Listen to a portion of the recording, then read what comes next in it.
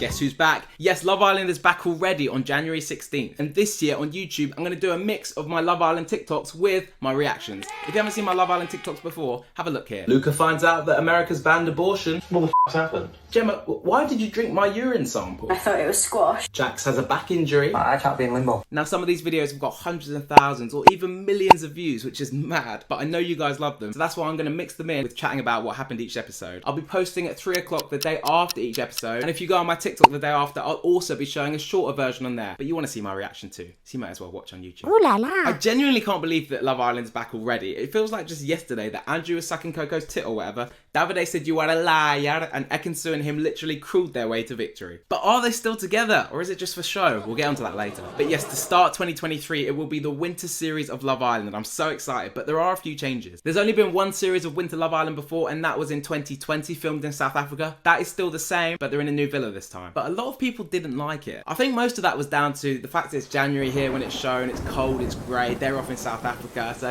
it's not quite the same summer feel. Also, everyone's just a bit down in January. But personally, I want this trashy, entertaining TV in January. It gives me so much excitement. I just love Love Island because it's such a well put together show. Obviously, there's things they could do much better with diversity and ethics and things like that, but the entertainment is still there. In that only ever series of Winter Love Island before in 2020, Paige and Finn were the winners. Finn being the oldest looking 20-year-old I've ever seen. How has he got that much facial hair? I'm 24 now and I still can't grow a single pube on my lip, but I did try Movember once, and here's a picture of it. As you can see, I should be on some sort of police register. It was not a good look, and I will never be growing facial hair again. So the first big change of Love Island this year is the host. As you may have heard a couple of months ago, it was announced that Laura Whitmore is giving up her role as presenting and Maya Jama will be taking over. Personally, I think Laura Whitmore did a good job, and I think Maya Jama will also keep that up, but do I think it's that big a change? Not really, to be honest. At the end of the day, some of the dumpings, they're not even there. Recouplings, they're not always there. It's only every sort of 2 weeks. It's not like they're asking the deep, dirty questions, diving in. So I don't think the presenter change is that big a thing. As I said, I think Laura did a great job, and I'm sure Maya Jama will do the same thing. The next big change, which I think is the most interesting, is that the Islanders will have to pause their social medias while they're in the villa. As you may know, normally Islanders get friends or families to run their Instagram accounts, but this will not be allowed during this year's show. Now, they've said this is mainly down to welfare issues. However, if you've been on Love Island, you're still going to be tagged in things. People will still comment, people will still message you. So I'm not sure how that will help welfare that much, but I think this really affects PR and becoming an influencer after Love Island. Posting juicy videos, being engaging, posting all the time, and really helping growing a following. If you can't do that while you're in there, it's going to be a lot harder to get that influencer lifestyle after Love Island. Obviously, Love Island shouldn't be about that because you're supposed to be on there to find love. However, since people like Molly May have become huge after going on Love Island, I think a lot of people recently have gone on the show expecting to be huge when they've got out, and it's not gone that way. I don't know if you saw the brilliant documentary on Channel 4, Life After Love Island Untold with Will, but that really looked into how some Islanders thought they were going in the villa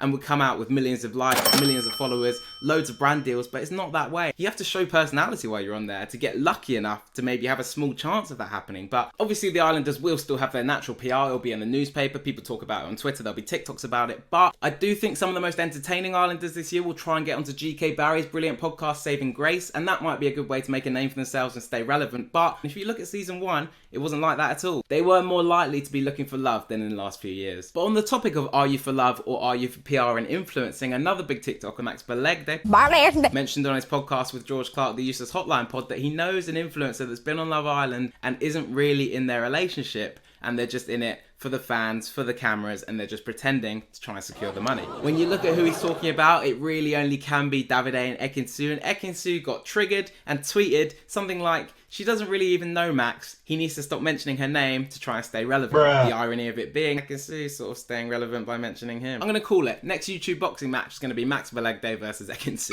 Davide will be in her corner going, you are a boxer, a fighter, go the fuck out. And finally, I'm wondering, are there going to be any big format changes in this Love Island? In Love Island Australia, which is coming to an end now, they didn't have a Casa Amor, and they haven't had a Casa Amor in 2 out of the 4 or 5 seasons they've done. However, what they did do is they had a girl in quite a strong couple, Claudia, and they brought her ex in. They have also done this this in the UK Love Island. What Love Island Australia also did was the winners of last Love Island Australia, Tina and Mitch, were brought back in this year as they'd broken up when Mitch cheated on her. They both didn't know that either of them were going in, and it was a big shock and caused lots of drama. After a few days, they started to be like, oh, I really miss him, oh, I really miss her. And then it just turned into a bit of an EastEnders love story. Obviously in summer we had Adam Collard come back in, and we thought he was going to cause havoc, but he didn't quite do as much as we were expecting. He sort of just got lovey with Paige straight away. But I wonder if they will think about bringing old Love Islanders back in, or what other twists and turns they can do to keep it entertaining. Personally, I think Love Island in summer 2022 was one of the top 3 series we've ever had. You know, we had people like Tasha, Andrew, Danica, Ekin-Su, Luca, Gemma, Paige, Jax. There were some hilarious moments and some real entertainment. That was incredible TV, and I think they did do really well. I think I would like to see more games and challenges though. It felt like in summer there weren't that many, and they're the ones that bring the tea. When there's a couple that think they're really strong, but then he's got a 3-way kiss, or then she's got a lap dance, or you need different games and challenges, and we didn't have enough challenges last year. Except the food challenge. We don't need the food challenge. Do one where they have to kiss people, or do something that's gonna cause drama. I don't want to see them sucking a hot dog covered in